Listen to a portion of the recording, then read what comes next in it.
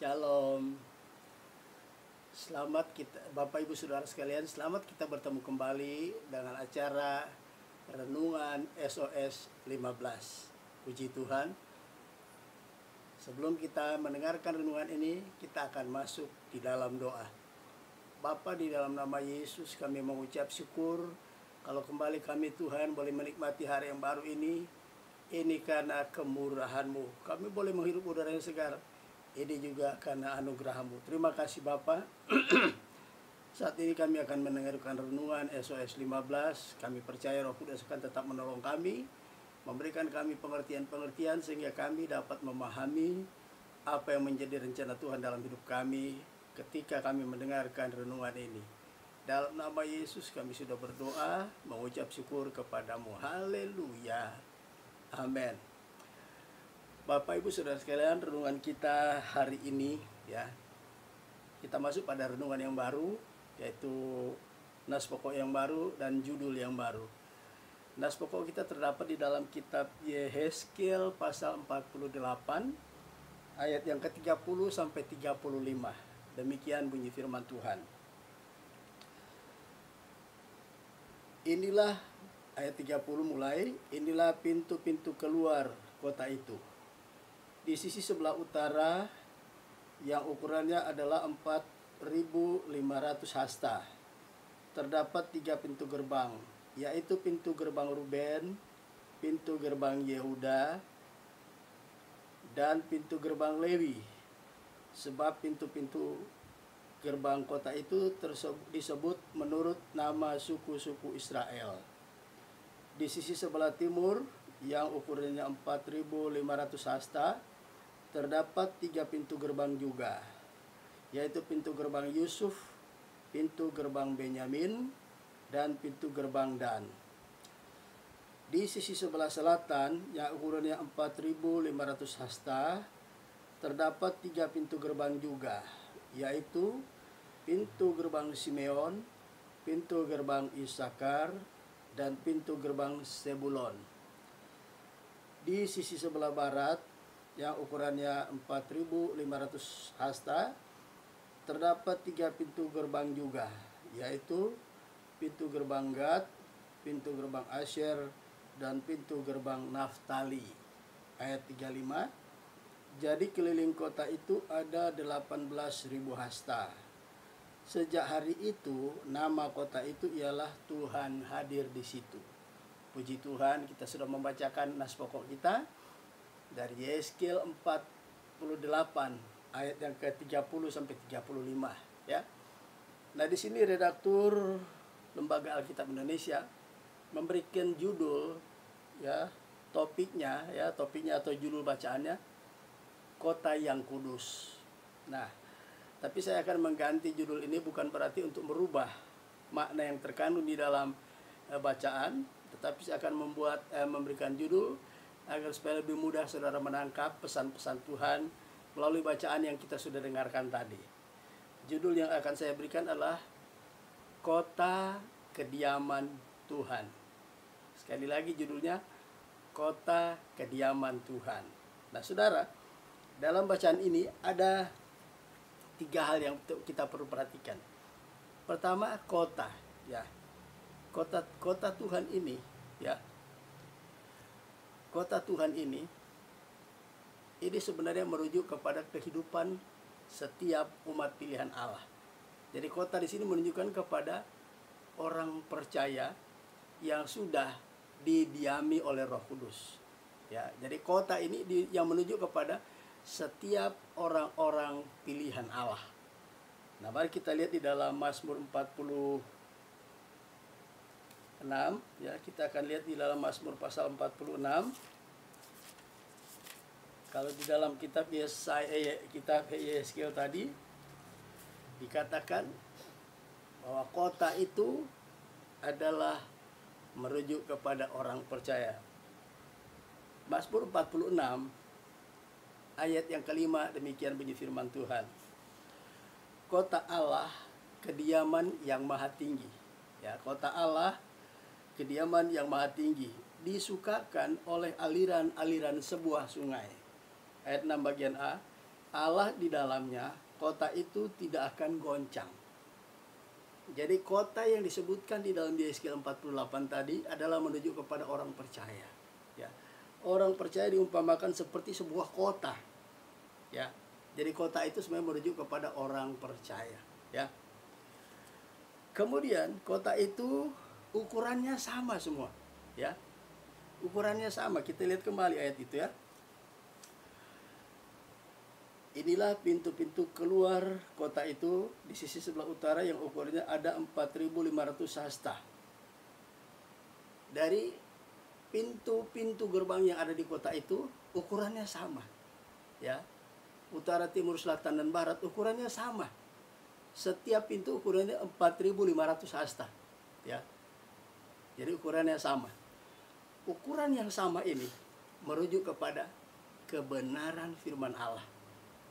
Jadi apapun dasar kehidupan orang percaya yang sudah didiamin oleh Roh Kudus, kehidupannya harus sesuai dengan kebenaran firman Allah. Itulah ukuran. Ya.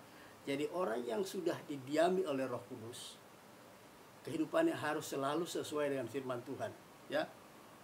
Jadi ukuran-ukuran itu berbicara tentang kebenaran firman Tuhan. Ya, waktu Tuhan menyuruh Nuh membuat bahtera Nuh, ukuran-ukurannya itu ditetapkan oleh Tuhan. Ya, di situ ukurannya berbeda, tapi ukuran itu berbicara tentang firman Allah.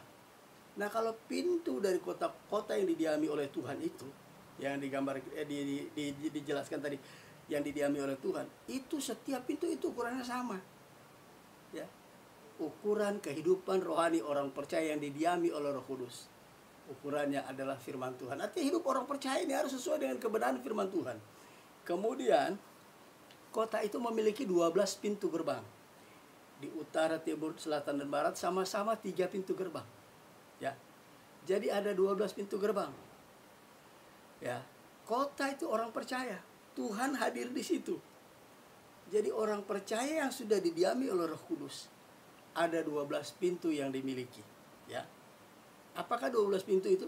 12 pintu itu berbicara tentang 12 hal yang harus dimiliki oleh orang percaya. Ya. Kalau 12 hal ini tidak ada, Tuhan tidak akan diam di dalam kota itu. Jadi orang percaya yang didiami oleh Roh Kudus akan memiliki dan pasti memiliki 12 hal tersebut. Kita lihat yang pertama ya. Kita akan masuk. Pintu yang pertama ialah ayat 31 berkata, saya akan bacakan sekali lagi. Inilah pintu-pintu keluar kota itu. Di sisi sebelah utara yang ukurannya adalah 4.500 hasta, terdapat 3 pintu gerbang, yaitu pintu gerbang Ruben, pintu gerbang Yehuda, dan pintu gerbang Lewi.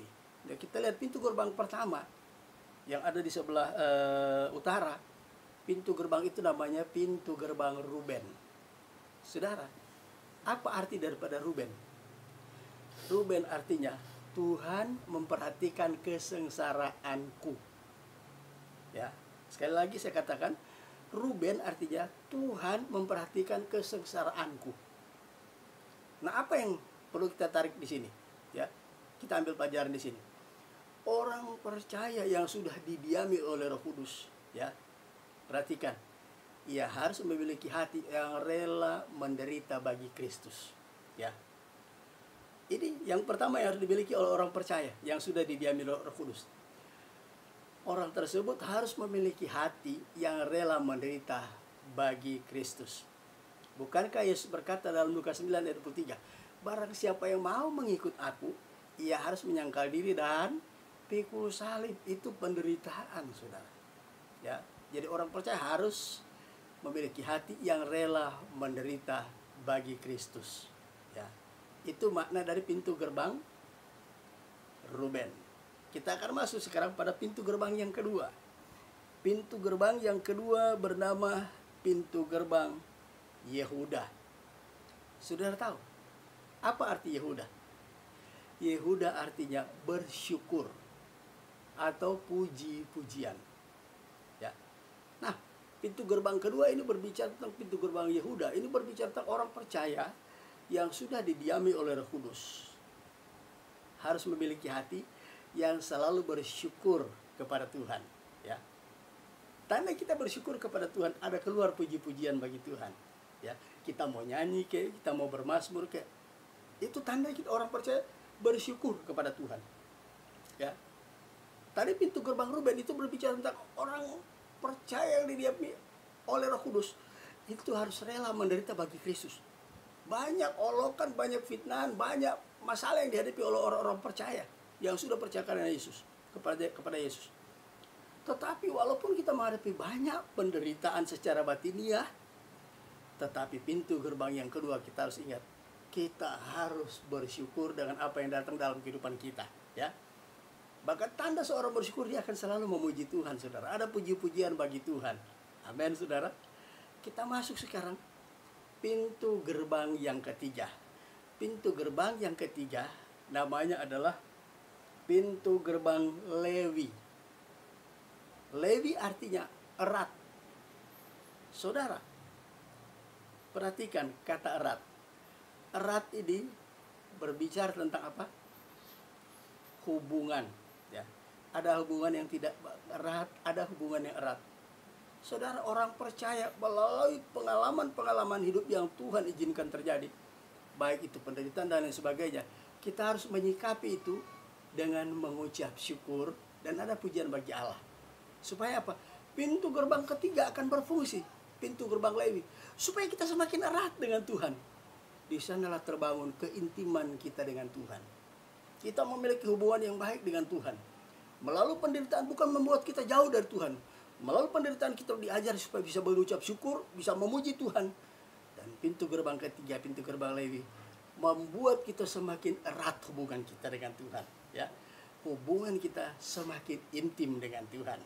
Sebab Mazmur 25, Tuhan berkata, Tuhan bergaul erat dengan orang yang sangat dikasih. Saya baca ayat itu, ya. Mazmur 25 ayat yang ke-14. Saya akan bacakan itu. Mazmur 25 ayat 14, demikian bunyi firman Tuhan. Tuhan bergaul karib dengan orang-orang yang takut akan Dia, ya. Orang yang takut akan Dia, yang sudah didiami Roh Kudus, ya, rela menderita bagi Tuhan. Ada pujian, ada ucapan syukur ketika segala persoalan datang. Dan semuanya itu akan membuat dia semakin erat, sehingga dia bisa menjalin hubungan yang erat dengan Tuhan. Ya, Tuhan katakan Tuhan bergaul karib, ya. Itu terjadi hubungan yang intim, hubungan yang erat dengan Tuhan. Nah, ketika kita terjalin hubungan yang erat, ya, terjadi intimasi, ya, apa yang terjadi? Maka Tuhan akan menjadi, di sini dikatakan Tuhan bergaul karib dengan orang yang takut akan Dia, dan perjanjiannya diberitahukannya kepada mereka. Janji-janji Tuhan, rahasia-rahasia Tuhan dibukakan bagi kita. Ya, kita diberkati luar biasa oleh Tuhan ketika kita memiliki hubungan yang intim dengan Tuhan, ya. Dan perjanjiannya diberitahukan kepada mereka. Kita banyak menerima janji-janji Allah. Rahasia-rahasia Allah yang belum tersingkap, yang belum dibukakan kepada kita oleh Roh Kudus yang diam di dalam kita. Luar biasa, ya. Hari ini kita sudah mempelajari 3 pintu gerbang. Jadi orang percaya yang didiami Roh Kudus, ya, memiliki hati yang rela menderita bagi Tuhan. Yang kedua, apapun yang terjadi dalam kehidupannya, yang mendatangi kehidupannya, dia selalu mengucap syukur kepada Tuhan. Yang ketiga, yang terakhir, semua yang terjadi dalam hidup kita, pengalaman manis maupun pahit, membuat hubungan kita semakin intim dengan Tuhan. Amin, saudara. Puji Tuhan, renungan kita hari ini sampai di sini. Kita ketemu lagi besok pagi dengan waktu yang sama. Kita akhiri renungan ini dengan doa. Bapa, dalam nama Yesus, kami mengucap syukur Tuhan. Kalau Roh Kudus boleh hidup, berdiam di dalam hidup kami mengucap syukur. Kami, Tuhan, siap menghadapi segala sesuatu yang datang, sehingga semua itu membuat kami lebih erat dengan Tuhan. Kami bisa mengucap syukur dan kami rela menghadapi penderitaan karena Kristus. Terima kasih Tuhan. Dalam nama Yesus kami sudah berdoa dan mengucap syukur kepadamu. Haleluya, haleluya. Amin. Puji Tuhan. Tuhan Yesus memberkati kita semua. Haleluya.